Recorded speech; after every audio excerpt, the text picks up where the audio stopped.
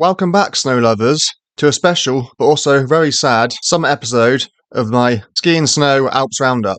I'm bringing you this episode now because, sadly, for the first time in the history of skiing in the Alps, there is now no lift-serve skiing available anywhere in the Alps. The only skiing which is currently going on in the Alps is the Swiss national team training up on the glacier in Zermatt with the aid of snowcats and snowmobiles.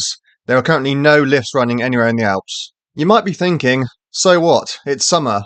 Go to the beach. Who wants to go skiing in summer? But that's beside the point. People do want to go skiing in summer, and for the best part of the last 60, 70, 80 years, summer glacier skiing has been an important part of the alpine culture and the alpine economy, until now. But not only that, it's also an invaluable training tool for not just the elite ski racers, but ski racers of all levels and abilities, from juniors all the way up to World Cup athletes, to train and hone their skills throughout the summer months. Many summer ski areas have also offered park setups to enable freestyle athletes and amateurs alike to train throughout the summer as well. So it is important. This is a big loss, and it's a tragic milestone in the history of skiing. Yes, in the past, and particularly in more recent years, there have been times when all the summer ski areas have been forced to close for the odd day here and there due to the weather and the conditions, but there's never before been a time when all ski areas have been closed indefinitely for extended periods of time, which they are right now. Up until recently, there were two year-round, 365-day-a-year skiing destinations in the Alps, Hintertux in Austria and the Zermatt Matterhorn Glacier Paradise. But already ahead of this season, Hintertux had finally decided to stop doing year-round operations. They always planned to close in mid to late July and then reopen again at some point in September. So, moving forward, the Matterhorn Glacier Paradise is the only year-round destination we currently have in the Alps, but even they have been forced to close this year for an extended period of time. They had already had to close for a number of one-off days due to the extreme heat we've seen in this spring and summer, not necessarily because of the lack of snow, but because lack of overnight refreeze means that lift infrastructure becomes too unstable, as the T-bars that are running on the glacier are effectively floating on the snow and ice, and if that snow doesn't refreeze overnight, it just becomes too dangerous and too unstable to run the lifts. But they did still have adequate snow cover on the glacier up high. But from the 31st of July this year, they had closed indefinitely and are unlikely to reopen again until at some point in September. Particularly on the lower glacier now, the snow is all but gone. There is still enough snow on the upper glacier to enable the Swiss national team to train, just without the use of the lifts. As I said earlier, they're using snowcats and snowmobiles to tow them back up, because it is still too warm, too unstable to run the lifts. There was still lift-serve skiing available both at Saas-Fee and the Stelvio Pass, but neither of these are year-round destinations. Saas-Fee always closes at the end of their winter season and reopens again for the summer ski season. Unlike many of the other high-altitude and glacier resorts, they don't have a spring ski season. And the Stelvio Pass, they are unique in that they are a summer-only ski resort. Their season starts in mid to late May and runs through till late October or early November. But both of those have now since been forced to close too. Saas-Fee shut their doors on the 10th of August, and the Stelvio followed suit on the 15th of August, which means, as of right now, for the first time in history, there's no lift-serve skiing going on in the Alps. And there is a very long history of glacier skiing in the Alps.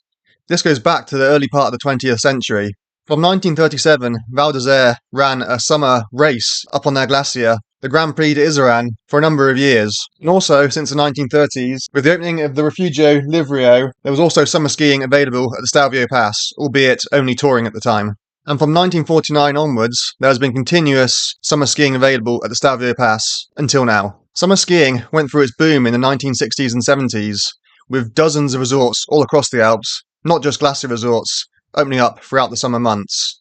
Likes of Teens, Le Plan, Les Deux Alpes, etc. all began offering summer skiing operations throughout the 60s and 70s. And by the early 1980s, there was at least 40 destinations across the Alps offering summer skiing, either on glacier or on high-altitude, natural snow slopes. This saw a steady decline throughout the 1990s, but by the early 2000s, there were still 20 to 25 resorts offering summer skiing right throughout the summer, June, July and August, in the Alps. The industry was hit hard by the heatwave of the summer of 2003, and things have only gone downhill since then. The Alps as a whole has lost around 40% of its glacial ice since the early 2000s. And by the 2020s, there was only 5 remaining summer ski destinations which are still open in August. Most of the others, the likes of Val Thorens and Le Plan, had all closed between 2001 and 2004. In 2023, there was still 5 resorts open in August. This was the Stelvio Pass, Saas-Fee, Zermatt, Hintertux, and also Les Deux Alpes. By 2026, that number is now, sadly, 0. Les Deux Alpes halted their summer operations in 2023,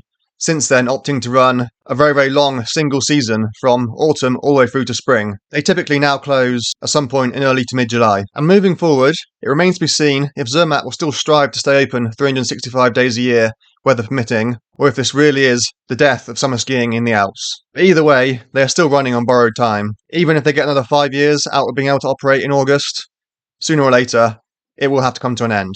And as for the Stelvio Pass, it really is dark days ahead. Being a summer-only destination, on account of the fact that the road goes up to 2,700 metres, and you simply can't access the resort in winter, that means that if they can't open in summer either, that's it. End of skiing at the Stelvio Pass. Unless we get to a point where things get so bad that the road is able to stay open throughout the winter, and in maybe 20 years' time, they reopen the infrastructure as a winter destination. That's if it hasn't all rotted away by that point. I had an absolutely fantastic time skiing up at the Stelvio Pass last autumn. I had 2 brilliant Bluebird powder days.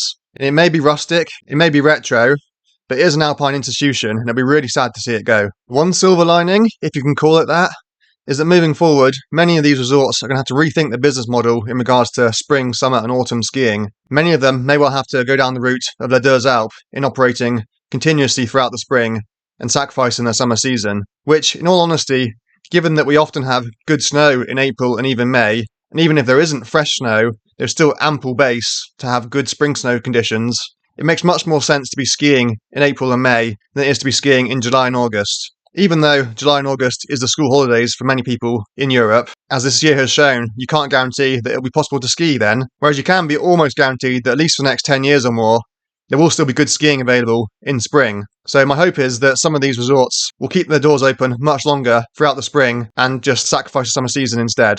Because it was criminal this year, the number of resorts which are closing when they still had excellent top-to-bottom skiing, 100% coverage, all runs still available, and yet they'd arbitrarily closed because they have to decide their closing date a year in advance. Even non-glacial resorts this year could have been skiing well into spring, but many of them closed in late March or early April. So fingers crossed that in future years, a few more will stay open through into May and make the most of the snow while we still have it. So that's just about it for this summer ski special. The autumn ski season is only a few weeks away, but it's going to be a tough one this year. Even if we get loads of snow between now and the start of the ski areas opening in late September, early October, the base has been absolutely obliterated through this summer heat waves. So, at least to begin with, the autumn ski season is going to be very, very limited. The conditions are going to be pretty poor. Even if the snow on top is lovely fresh powder, it's going to be dangerous because the glaciers are going to be very, very open underneath. Powder on top of highly crevassed glaciers is not a good combination to be skiing on. On that cheery note, I'm looking forward to the coming winter, where you'll be hearing from me again with my regular 2 weekly snow reports, my midweek Alps Roundup, and my weekend Chamonix ski and snow forecast. So if you're new to this channel, then be sure to subscribe and hit that notification button if you want to stay up to date with everything that's going on snow-wise in the Alps throughout next winter. But until then, stay safe and have fun.